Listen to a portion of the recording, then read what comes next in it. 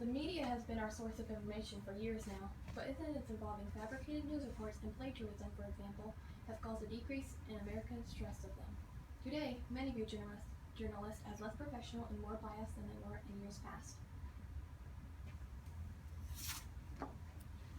Mainstream media is a term used to describe the mass media that reaches a large amount of people.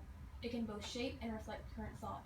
This includes those traditional media leaders that are the major television/newspaper networks.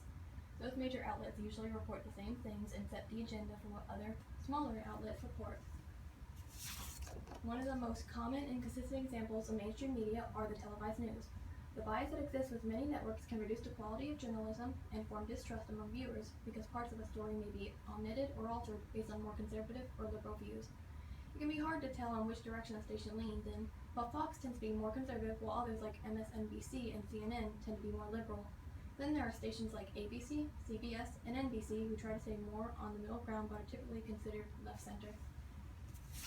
Horse-race journalism has become more prominent in recent elections. This type of reporting focuses more on who is ahead or behind in the polls instead of who is going to handle the issue at hand the best. The main object is to gain a bigger audience for the station. A prime example of this is a recent NY magazine cover story titled "Is Hillary Clinton Any Good at Running for President?"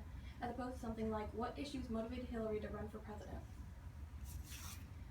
Narrowcasting can be defined as TV or radio stations sending out a message for a specific group of people.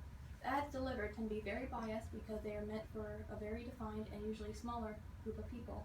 For example, Fox News is geared towards a more conservative group, whereas the more liberal citizens are more divided between CNN and MSNBC.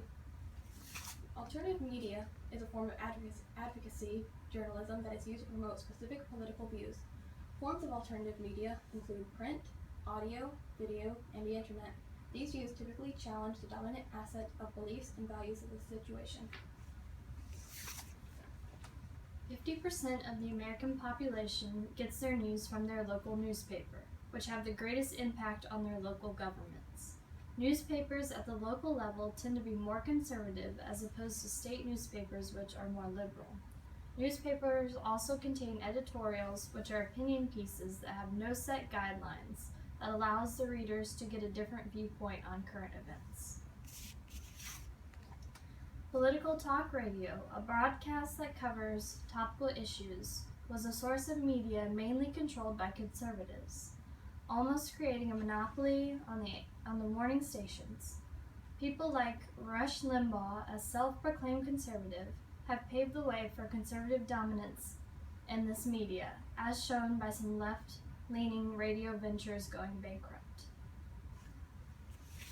One decision that led to the conservative dominance of talk radio was the lifting of the Fairness Doctrine.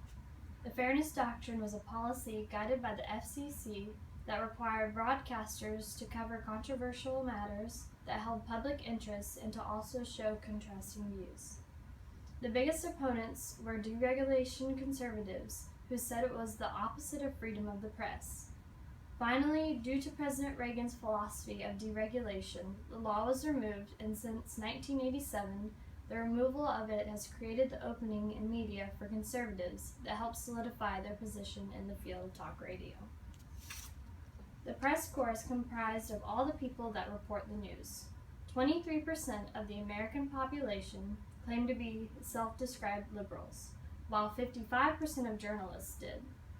In a study of 3,400 citizens, journalists were less likely to get married, have children, volunteer, or go to church.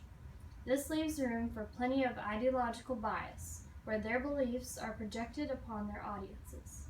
Unfortunately, we are not able to quantify the extent to which this is affecting American beliefs. We rely on the media as our source of information, whether it's through the TV, newspaper, or radio. Unfortunately, there is no one outlet that is proven to be 100% ethical. They include plenty of bias and they tend to stretch the truth. We just need to make sure that as American citizens, we educate ourselves and we are all well aware that the media is trying to influence our views.